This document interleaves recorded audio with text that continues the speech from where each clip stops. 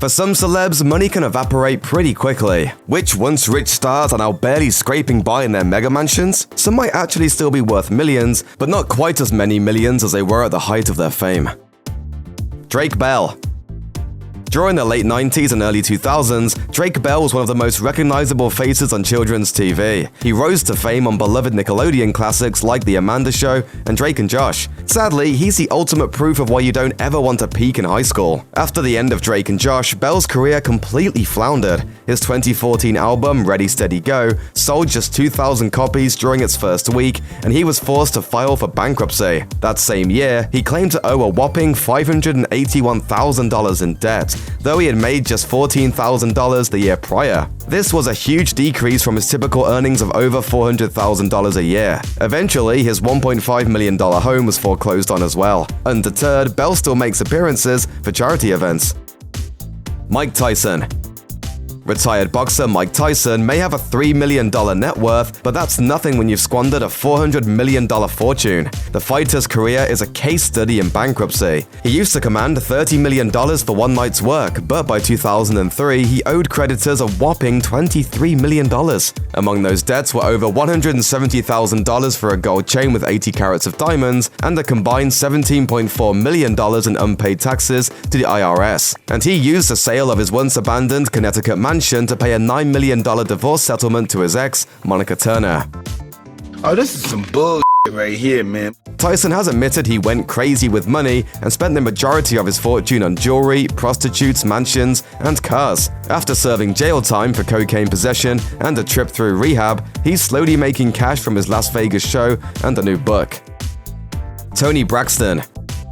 R&B trailblazer Toni Braxton has pulled in $170 million from hits like a massive 1996 breakup jam, Unbreak My Heart. She's also amassed 7 Grammys in her decades-long career. Unfortunately, she's probably considered hawking at least a couple of those awards to help fix her financial problems. Though Braxton pulled in millions, she claimed in a 2020 interview in 2012 that she only received $1,972 in royalties from her first record contract. What happens is they'll give you an advancement on the next record, and then the next record, so you stay in debt in a sense. Her record label debt led her to bankruptcy, but she managed to claw her way out after landing a different multi-million-dollar deal. However, the success didn't last. Braxton's next 3 releases only sold a few 100,000 copies each, and she was forced to cancel her self-funded Las Vegas show after being diagnosed with microvascular angina and lupus. In 2010, she filed for bankruptcy again, claiming to owe between $10 million and $50 million. Since then, the singer considered posing in Playboy to help pay the bills, but instead she found success on reality TV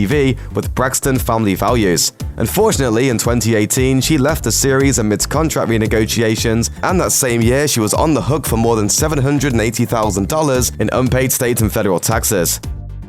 Dennis Rodman. In a strange turn of events, Dennis Rodman may just be the person who saves us from a nuclear war. Just don't expect him to pay for his airfare to North Korea. The retired basketball star may be some kind of secret unofficial diplomat, but despite his involvement in international government relations, he still squandered the $27 million he made playing in the NBA. Here you are with Kim Jong-un at a Look how I'm dressing, man. Look how I'm dressing. That's kind of weird, right? You wore your formal vest. Right.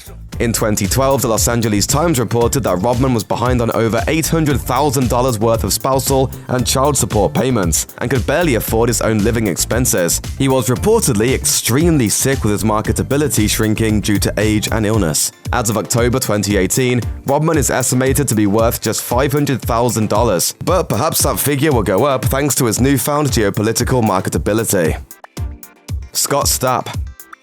Rolling Stone's readers rated Creed the worst band of the 1990s, but for a time, lead singer Scott Stapp was rolling in success. The group won a Grammy for With Arms Wide Open, sold 40 million records worldwide, and became the 9th best-selling band of the 90s. So where did it go wrong? Between 2000 and 2009, Creed went from selling out arenas in seconds to hawking 75-cent tickets and being sued by their fans for a historically terrible performance. By 2014, Stapp was penniless and living in a Holiday Inn. Prior to that, he was living in his truck and unable to afford food or gas. At one point, his net worth was estimated at just $10,000. In a jarring 2014 Facebook post, the singer claimed his money had been stolen and he hadn't been paid royalties. His wife had filed for divorce days prior, citing that he had disappeared from home and became paranoid after taking various drugs. Since then, Stapp has been on a road to recovery and even started touring again after being diagnosed with bipolar disorder. As of October 2018, his estimated net worth is $400,000. Joey Lawrence.